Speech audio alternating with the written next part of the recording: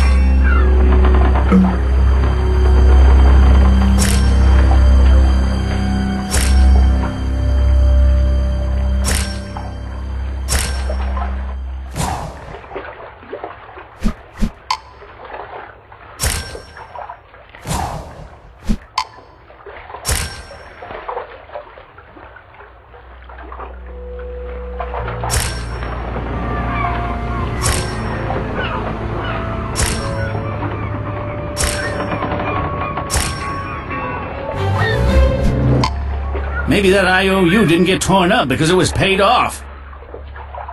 You mean it could have been torn up during an argument between Andy and Mick?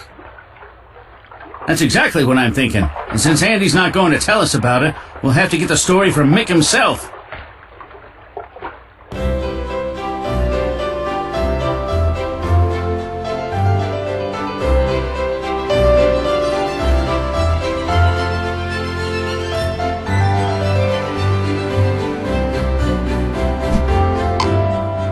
Oh, not the two of you again.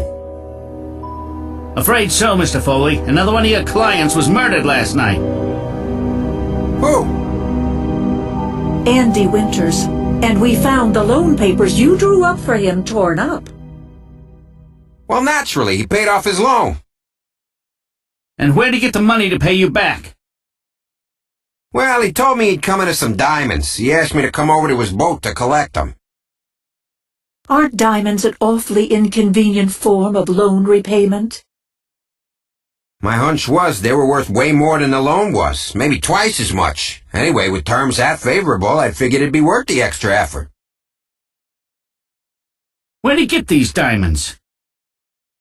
I didn't want to know, but I can tell you this. Andy was very much alive when we finished our transaction.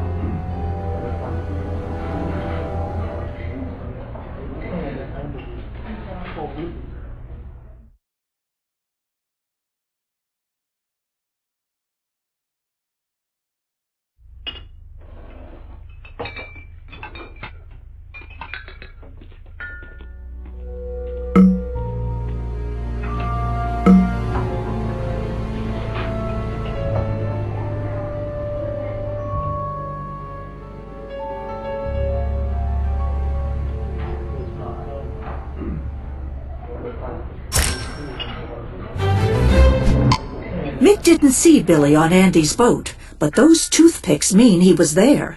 Maybe after Mick had left. Yeah, and the boat hook that was used as a murder weapon was Peter's. Who else would have access to it besides his nephew? I don't know, but I hope Billy has a logical explanation for all of this.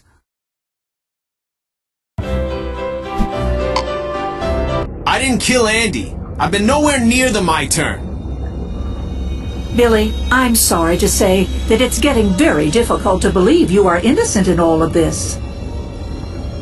I'm afraid I'm gonna have to take a look around, Billy. Go ahead. I have nothing to hide.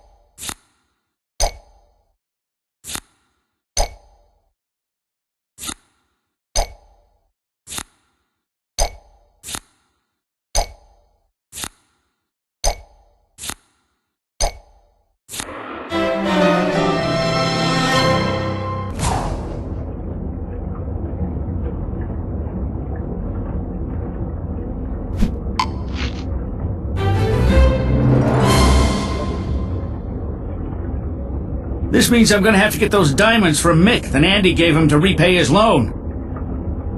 And I don't think he's going to be very happy about it.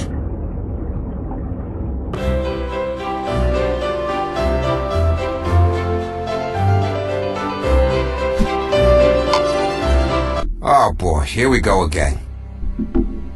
Nice to see you again, Mr. Foley. I wish I could say the feeling was mutual. I'm gonna have to ask you to turn those diamonds Andy gave you over to me. Why? Because it's evidence in a murder investigation, that's why. Well, what if I told you I don't have them? What if I've already passed them on to a gemstone dealer? What if I told you you could be arrested as an accessory to murder? Whoa, slow down. Let me gather them up here.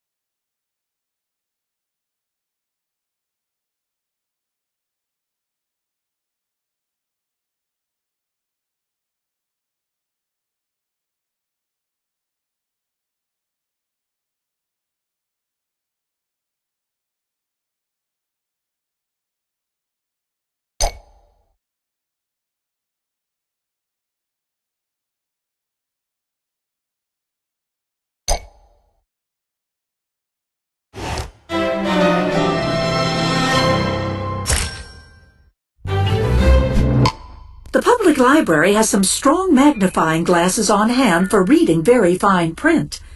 We should be able to use one to look for identifying marks on these diamonds. Then let's get going.